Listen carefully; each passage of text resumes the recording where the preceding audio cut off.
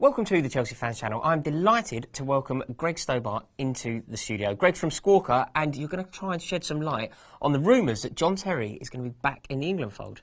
Let's do it, Rory. Very complicated one, though, isn't it? It's very tricky. This is your debut on the channel. You nervous? No, I'm all right. Yeah? All right. Yeah. Good. I want it to be like a Pedro debut. Pedro at West Brom last year was incredible in his debut, so you have a lot to live up to. Yeah, it didn't work out too well for him after that. Okay, so you can go one better than that.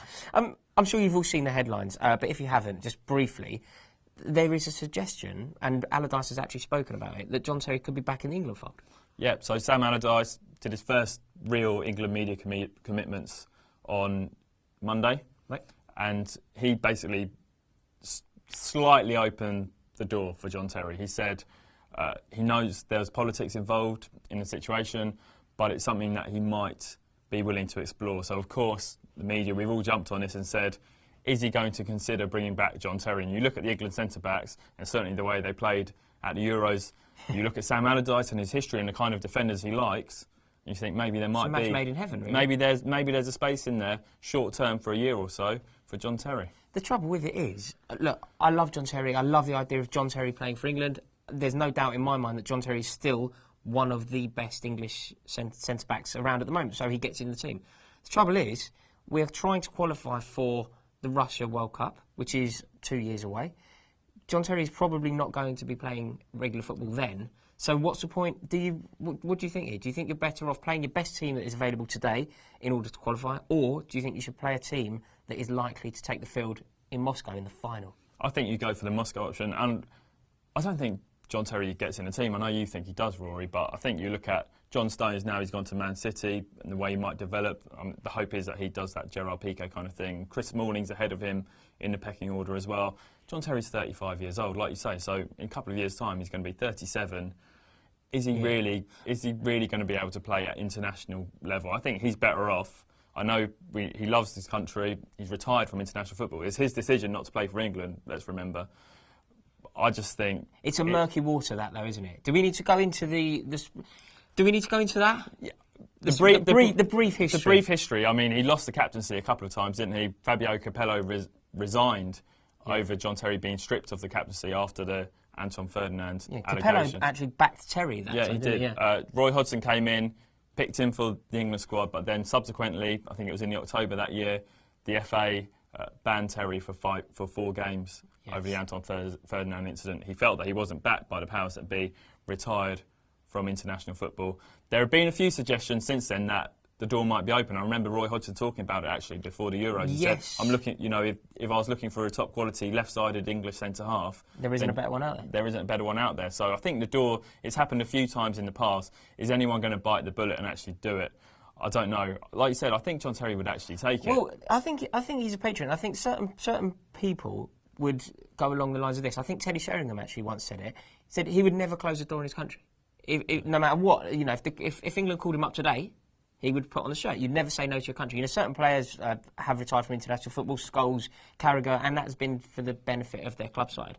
But certain players would never close the door on David Beckham's a great example. Yes, he would exactly. Never, you know, he was sitting on the bench wearing a suit before, you know, after he'd stopped playing because he loved England so much. And I think you said this off camera. What Terry wants is a bit of love, isn't it? It's for his own ego. He kind of wants the FA or Sam Allardyce to come after him. He's not going to go to them. I think that he would be up for it though, because do you know what? When there was talk of this pre the tournament in France, it was going on. There was rumour that it could happen, and I put out a few pictures on Instagram suggesting that Terry could be back in the fold, and John Terry himself liked those pictures. So I could be getting ahead of myself here and reading something into it that isn't there, but Terry liking, you know, that famous image of him being prepared to literally put his head on the line, he liked that. Is there something in it? Could John Terry do that? I mean, you said there, and I passionately disagree, that Terry wouldn't get in the England team. I would say that he is still better than either Smalling or Stones. I think that he gets in today. Look, 2 years' time is a different story, but he gets in today.